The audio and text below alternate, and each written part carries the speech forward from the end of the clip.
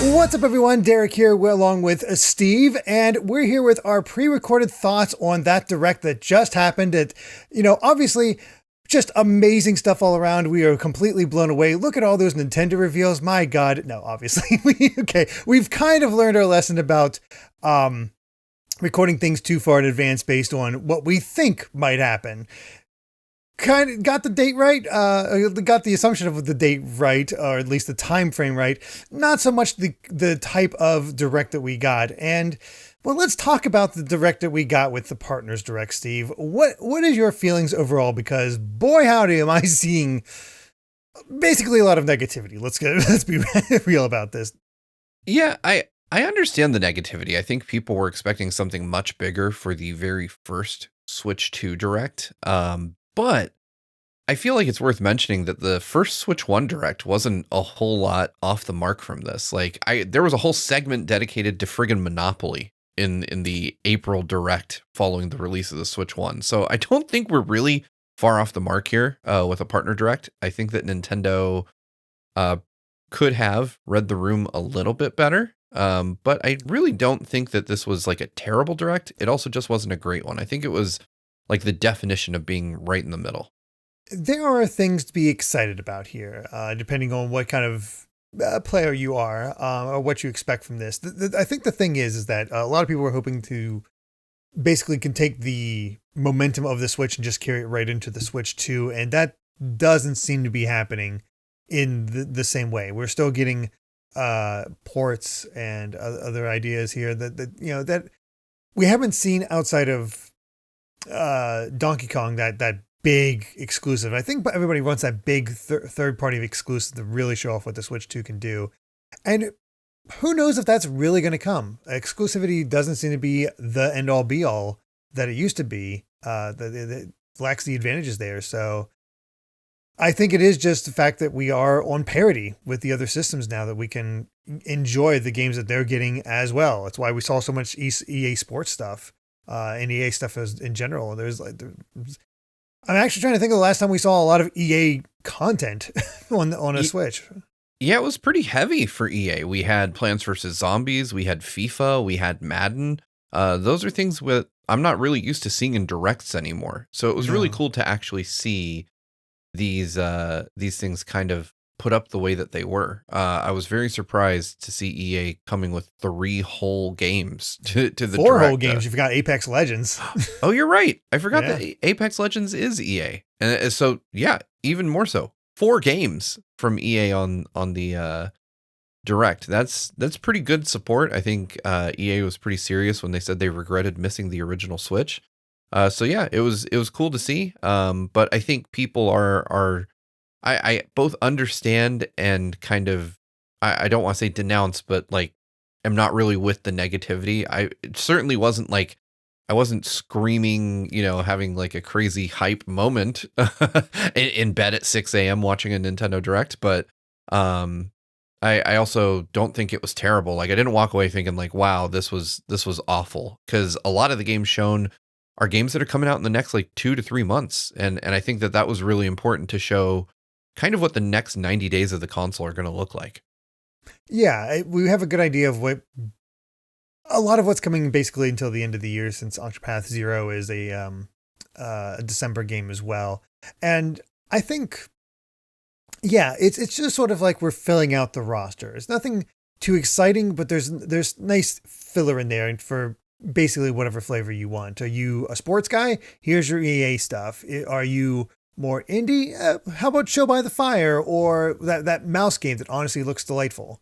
I forget what it's called. Right. The mouse game I can't remember the name of, but I did see it, and it was a highlight for me. Hella. Yeah, that's why I couldn't remember. That's it's like the 90s are back. Hella looks delightful though. Yeah, there's certainly some cool, more original-ish titles to enjoy. There's the ports that we expected, Persona 3, of course. We knew that, and probably Metaphor's still coming at some point, but it has to be. To start with Persona 3 makes sense, though it's the bigger title. Yeah, when I saw Persona 3, I was like, there's very slim odds that we're going to get 2 Atlas games that kind of share a similar-ish vibe. I didn't think the minute I saw Persona 3 Reload, I was like, there's no way we're also getting Metaphor. And I mean, because I knew, Shinobi's around the corner. Sega has plenty of stuff coming for the Switch in the next couple of months. So I'm okay with this. I think that Persona 3 was definitely the right move for visibility. We also got Yakuza Kiwami 1 and 2 coming in November. So Sega's not just sitting on their hands here. They've got a lot of stuff going. Which has also been confirmed since Kiwami 1 initially came out on Switch 1. They're saying it's a Switch 2 version. And everybody's like, oh God, it's Sega. Are we actually going to get an upgrade path? The Sega has come out and confirmed, yes, there's an upgrade path. So if you already have Kiwami going Switch, you can pay a little fee to have it on Switch 2. That's the right move here. I'm kind of, frankly, a bit shocked with how they've approached the Switch 2 so far. Because it's just the most brain dead bad strategy that they could come up with. So I'm happy that at least for this game, they've kind of, again, read the room. Like they realize that people don't want to be paying for a second copy of the same game. No, not at all. And yeah, I mean, I think that's the thing. Is just like, yes, those are known quantities. Those are what you'd expect. What about our unknown quantities? That's sort of where it gets a little bit more interesting, because there were reveals, like right off the bat, Monster Hunter Stories 3. Yeah, so in the very first like milliseconds of that trailer, for a minute there, I thought it was going to be Astral Chain 2 for some reason. Like it was 6 a.m. and I was looking on my phone and I was all bleary eyed staring at the trailer and I was like, oh my God, Astral Chain. Obviously it was not, it was Monster Hunter. I really dig the art style in this one. I think they've always done really well with the art style for Monster Hunter Generations, but this one feels like it uses a bit more of a muted color palette that reminds me in a way of Breath of the Wild, artistically. And I think that the Monster Hunter Stories series overall is great, has a long history with Nintendo, started out on the 3DS. So yeah, I'm really hyped to check this one out at some point in 2026.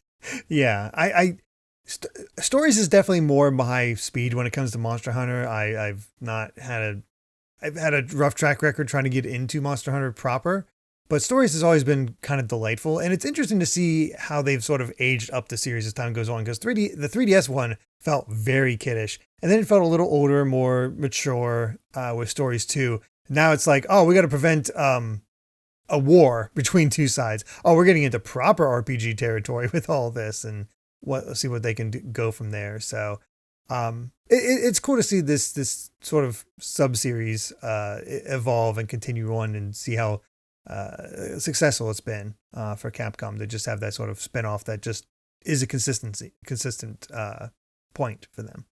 So don't have much beyond that. I mean, it's more Monster Hunter Stories, Yeah, it's just a CG trailer with a year attached, so not a lot.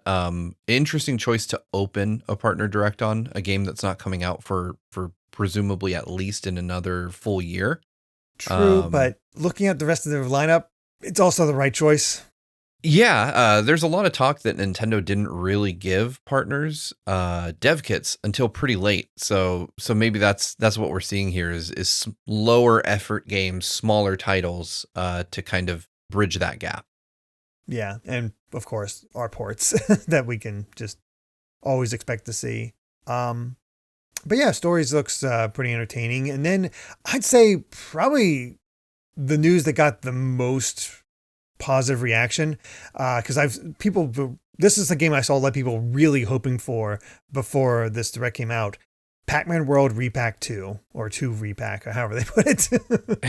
Yeah, some mix of Pac-Man, Repack, World, and the number 2. Yes. It looks great.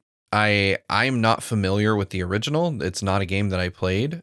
So when I saw this, I was like, 3D Pac-Man game. And then I started watching the trailer and I was like, actually, this looks dope. Like I really want to play this. So yeah, I'm very excited for this one. I think that these are the types of games that maybe, when they were contemporary were just passed up because, we only have so much time. And I definitely missed this one back when it originally released, whenever that was. So I'm very excited to try this. It just looks super cool from the trailer.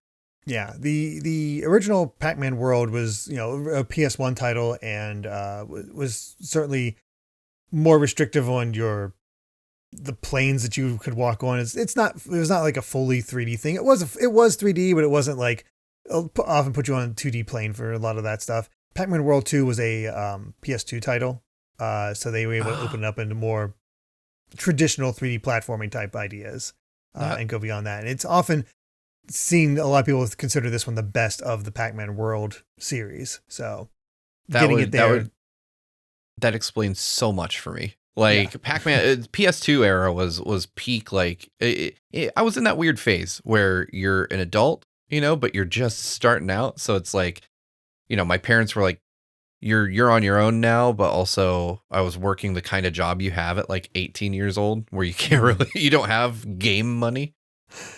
Not really. So yeah. So yeah, I'm excited for that one too. I think that's a great one. It's a shame it's in September, because good God, September is such a stacked month. There's so much coming out that month. Good luck standing out. But I think it should still do well amongst those fans, because it is something different compared to a lot of the other stuff that's coming out in September, whether it's Final Fantasy Tactics or your Trails or Silent Hill F. Tactics is an absolute standout of this direct for me. Just seeing it, finding out it's fully voiced now. And it's going to sound silly, but for me, the story recap is like a huge thing, because that derailed 2 of my Final Fantasy Tactics playthroughs. Oh no. Like just I would put it down and come back and not realize, like, not really remember where I was. So it's really cool that they actually added that in. Yeah, it's super, super hype announcement for me. Tactics is one of my favorite PS1 games. And I remember playing like the absurdly difficult quest, or at least I remember it being absurdly difficult to get Cloud. And so I'm so excited to have that again on the Switch too. Mm-hmm. Yeah, I that's definitely a huge highlight for me. I cannot wait to play that game again. It's always been a favorite.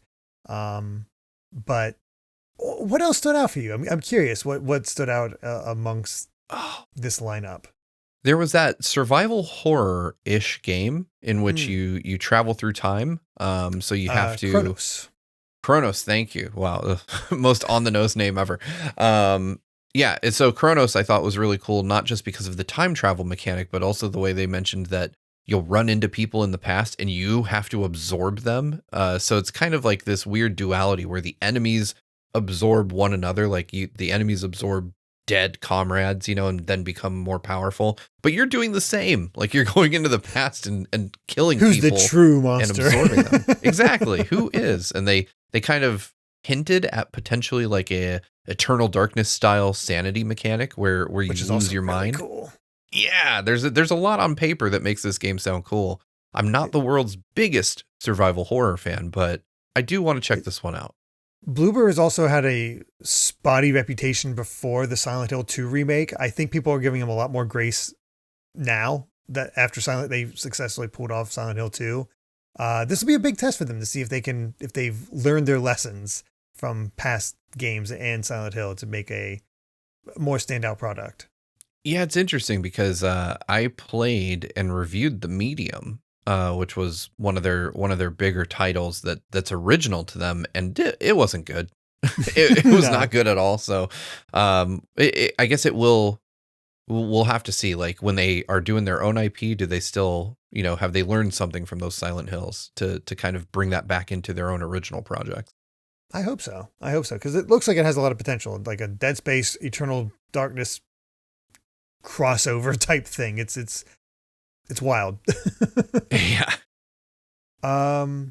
Looking over what else got announced here. I mean, there's not a whole lot to really look at. Again, it's a lot. I think that's why it's one of those things you look, it's like, yep, that's coming. Yep, that's coming. Like, I'm sure there was some excitement for you for Sparking Zero, but it's like, you've played it.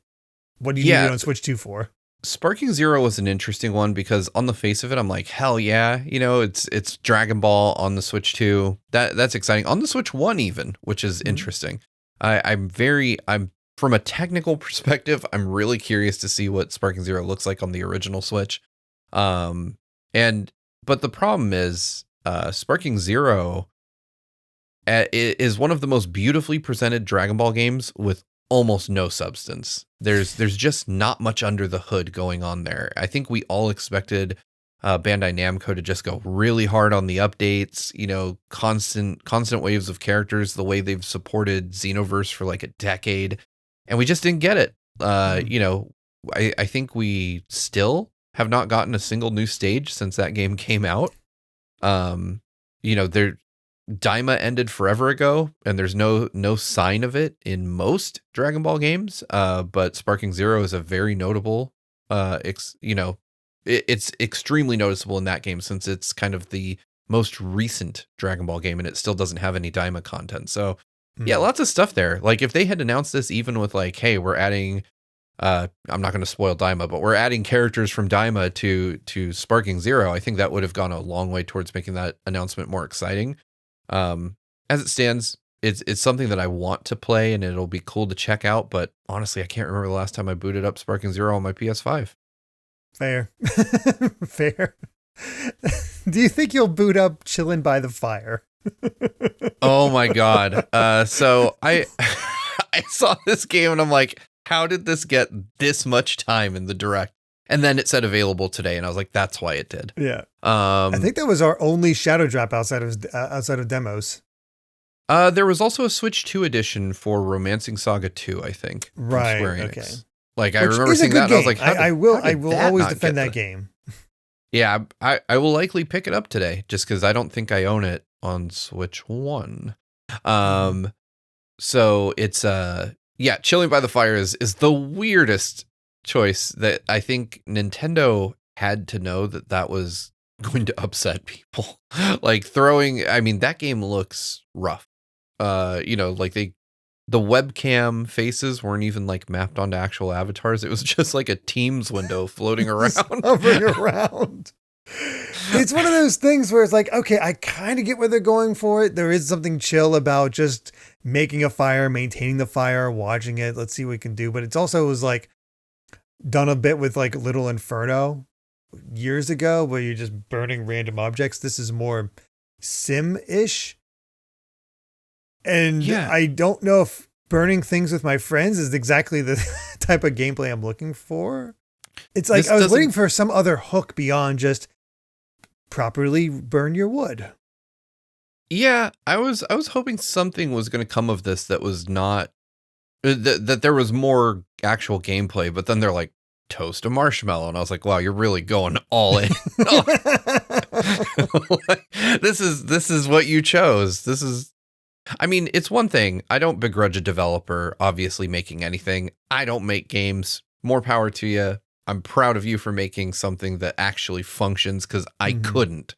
But it's more the choice of Nintendo to give this one like a lengthier spotlight in a partner direct that made it really kind of understandably made people feel like you really have nothing to show.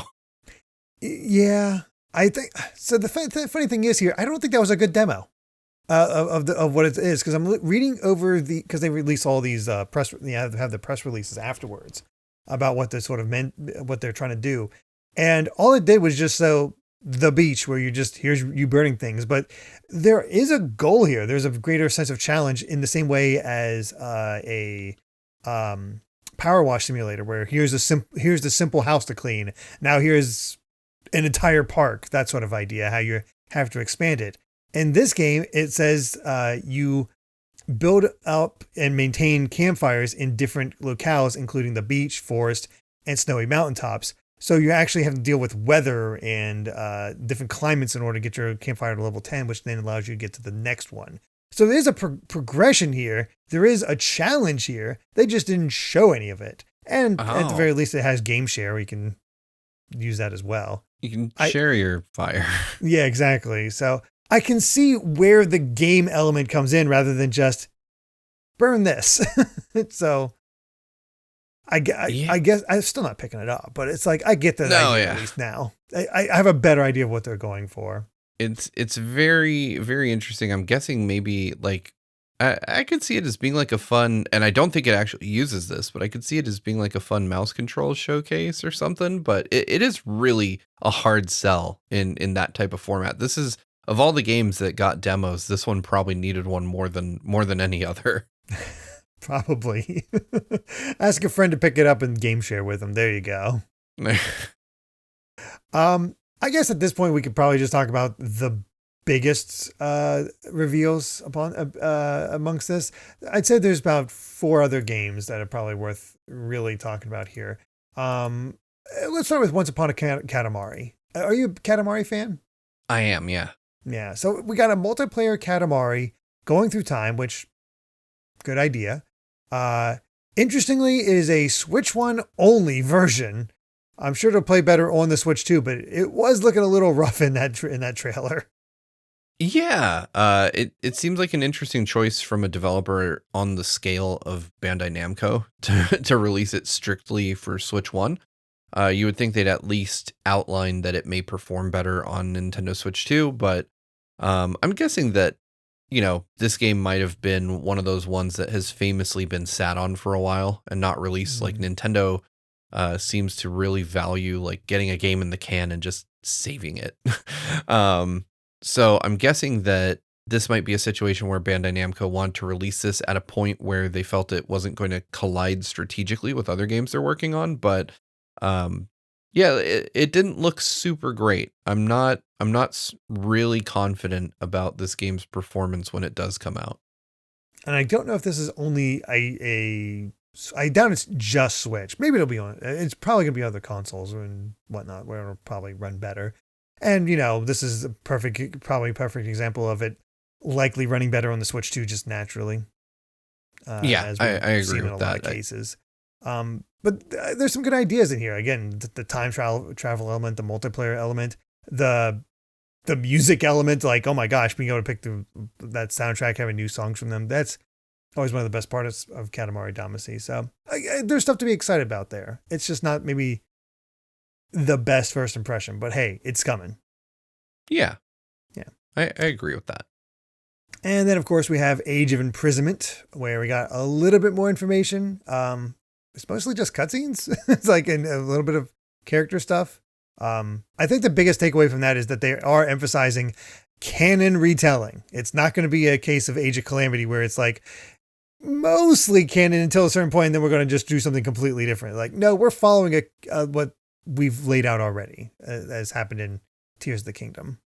Yeah, I actually went back and re-listened to that line just because I was like, did they just say that this is canon? And I was like, yep, they say canonical events.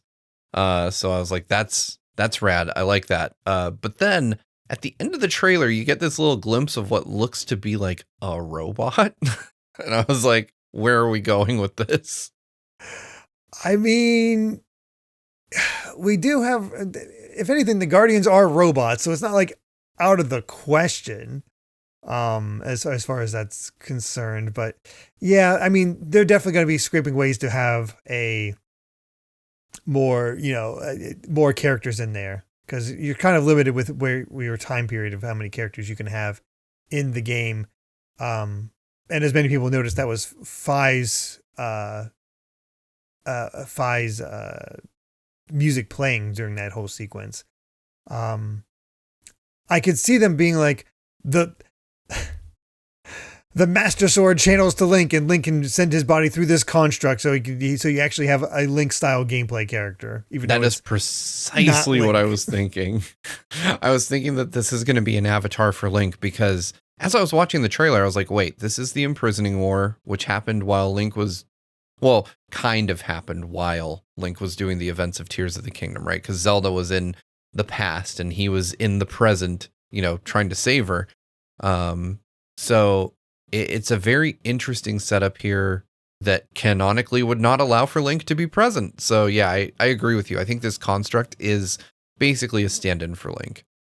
It would make sense. I mean, he's your everyman. You need your standard character. So all the others may be a little too wacky in their play styles if you try to lead into what their characters are actually like. It's sort of like, because you always have to have that base, like, here's how it plays type character. Yeah, it's gonna be really interesting to see what they do here, because of all the combat we saw, none of it obviously resembled, your kind of standard sword and shield gameplay. I mean, one thing that I saw that I thought was really cool though was Zelda and Rauru basically like shooting kamehamehas out of their hands, like blasting a bunch of enemies. Team up attacks do seem to be the big thing with this one. Yeah, I'm really excited to see what they pile on here. This one is 2026, right? Or is it? No, it's holiday this year. It's this winter. We just still have not gotten a release date yet. That's right. It is later this year. So I'm hopeful to see just some real actual raw gameplay soon. I wonder when. I think that'll happen at like the next actual like full on direct. That's not just a partner direct though. Yeah, I'm sure they'll wait for that at this point. Everybody's waiting for like I just wait till September type of thing. Bring on the hype for the next one. But yeah, we ended off the direct with a pair of Square Enix games, both in the HD 2D style. And first up is our first action RPG for this style with The Adventures of Elliot the Millennium Tales, which I've already seen people be like, that's a dumb name. It's like, it's have you seen this team? They are not good at naming things. Be grateful you don't have a shape. Right. Yeah. It's such a funny thing because I can't remember the last time Square named something, and on the name alone I was like, wow, that's awesome. No, it just doesn't happen anymore, folks. I mean, to be fair, this is one of the more standard names, The Adventures of Elliot. Maybe it's not exciting, but it's not weird.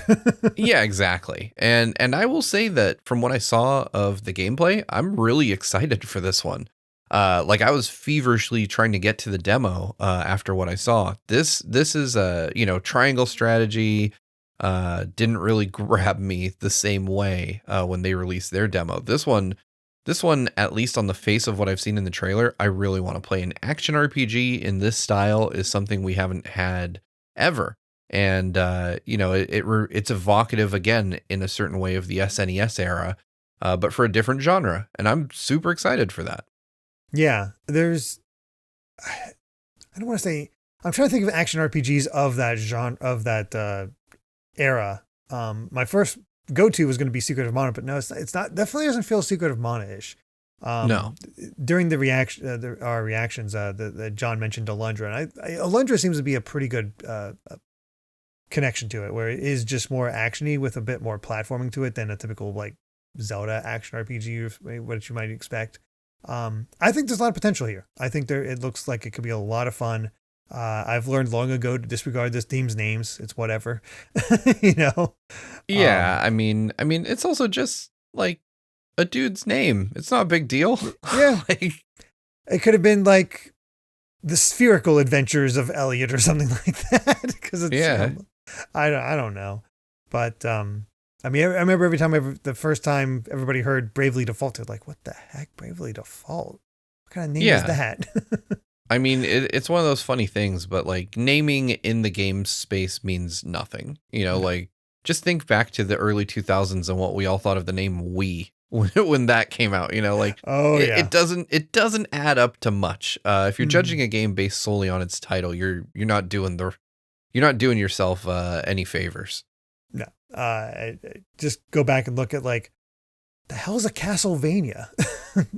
You mean Transylvania? What are you on? Yeah, exactly. Everything we know and love today sounds stupid if you remove all of its context. A lot of it, yeah. But of course, we also ended with Octopath Traveler 0, which is I'm going to go with, it doesn't seem to be a full-on port. I've never played the mobile game, but it seems to be a reimagining of the mobile game that originally came out, and it's a prequel, hence the 0. And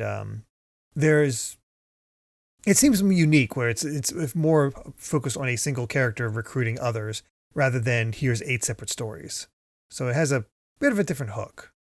Yeah, I think this one's going to end up being more digestible because of that. I think that a lot of folks are understandably intimidated by, immediately being faced with 8 players in a narrative driven RPG.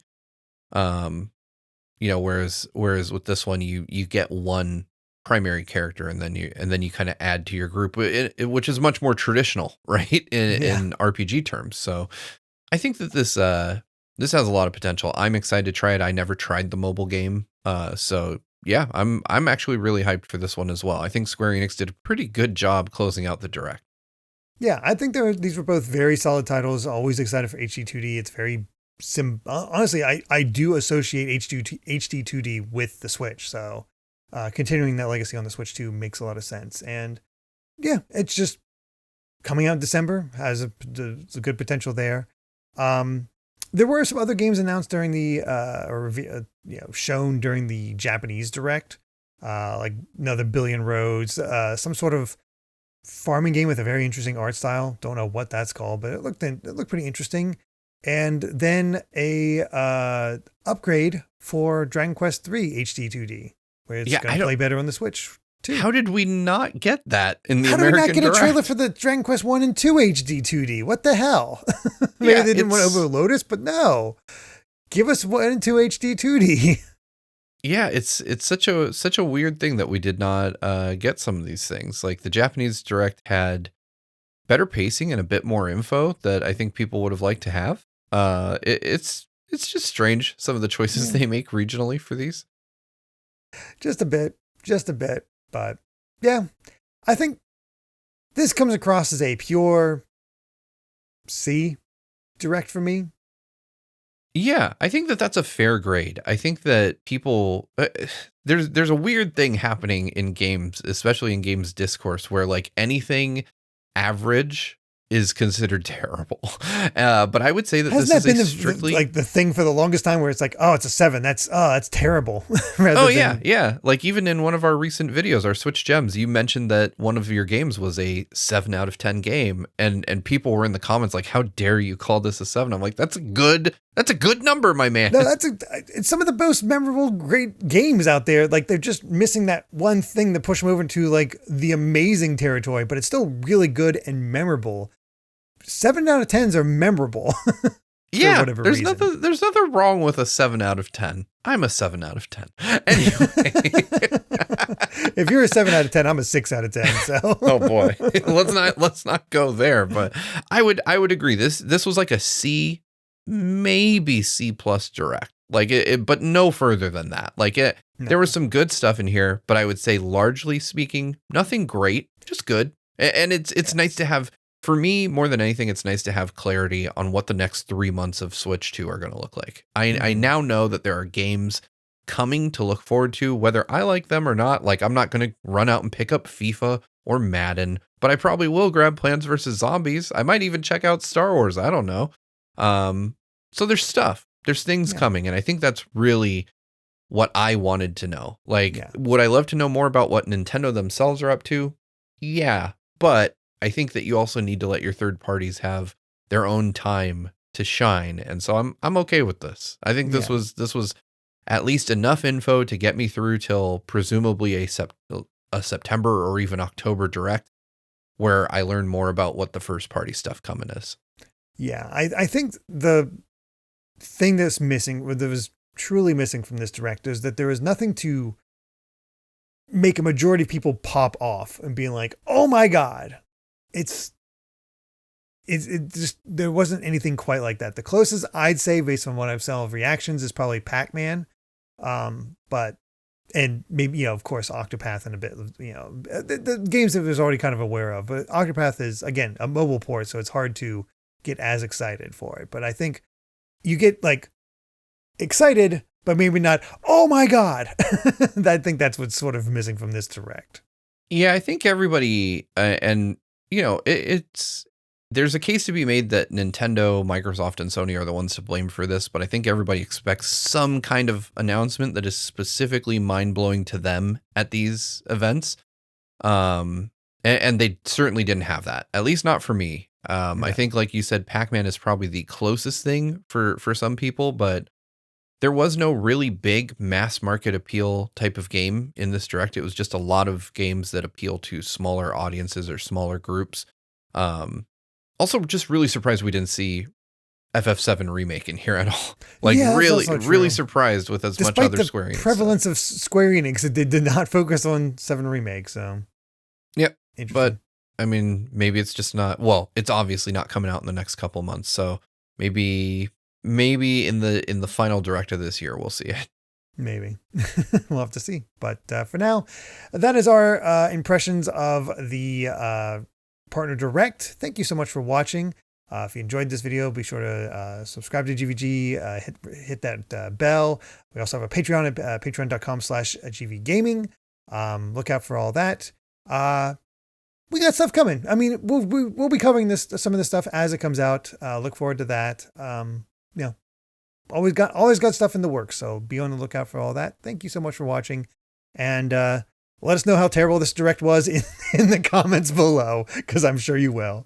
Thank you so much for watching, and until next time, bye.